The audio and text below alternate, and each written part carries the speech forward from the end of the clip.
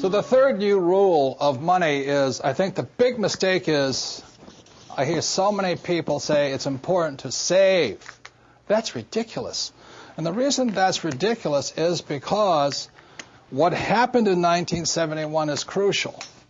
In 1971, the U.S. dollar stopped being money. In 1971, the U.S. dollar became a currency. And what that meant is Richard Nixon, in 1971, the president, took us off the gold standard. That's like giving an alcoholic free rein to the bar, or it's like giving somebody who can't control their spending unlimited credit cards. So what's happening is all the savers today are losers. You know, the problem with 1971 is that the federal government keeps printing money, so the value of your money keeps going down. So these people, I'm saving, and if you notice, as the value of the dollar goes down, prices go up. So they call this inflation. You know, you look at in 1997, oil was about, I think, $10 a barrel. 10 years later, it's about 135 a barrel. So they say it's inflation, but really what it is the dollar's value coming down. So savers are getting wiped out today. So to keep saying to yourself and to your kids to save money, that is not the new rule. That's an old rule. So a very big problem for most people is stop using the word save and use the word hedge. You've got to hedge your money, hedge against losses. Like when I buy a stock, I put a hedge in. I put a stop loss or a put inside of it or a call, whatever I'm doing. I want to stop it. So today, I don't save money. I'm hedging. So in 1997, I started investing in oil, gold, and silver. So as the dollar dropped, oil, gold, and silver went up. So I'm not betting so much on oil, gold, and silver. I'm betting against the U.S. dollar. And that's why this idea that you're going to tell people you need to save money, that's really, really an obsolete idea, because the idea went obsolete in 1971. The U.S. dollar in the last few years has lost almost 80% of its purchasing power. And the prediction is, because this has happened throughout history, it happened thousands of years ago with the Romans, with the Greeks, with the Germans, with the English, the Japanese, and the Chinese.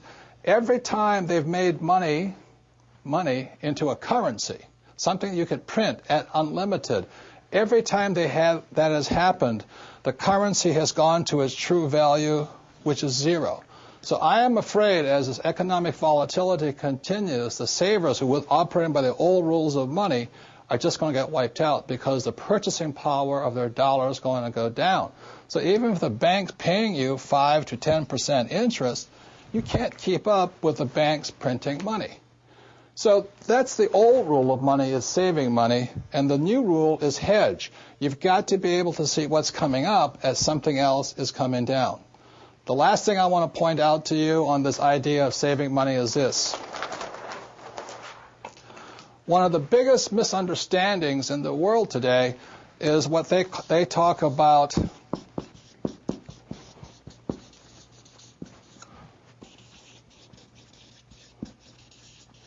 if I misspell again, apologize, is the U.S. Federal Reserve Bank, which I believe was created in 1913. In 1971, the reason 1971 is such an important time was because the U.S. Federal Reserve became the bank to the world. They could print as much money as they wanted. Never in the history of the world has anybody been allowed to print money for the rest of the world. Let me backtrack one more time. I talked about how the Romans did it, the Greeks did it, and all this. Every time people have done this, chaos has broken out, and that's why there's chaos in the world today. So in 1913, when the U.S. Federal Reserve Bank was created, they were basically allowed to print money for the world. Every time that has happened throughout history, a despot has arrived. For example, in 1933, a man named Adolf Hitler rose to power when the Weimar Republic was allowed to print as much money as it wanted to do. And in Russia, when Russia's currency broke down, a man named Lenin rose. When the Chinese economy broke down, Mao Zedong rose.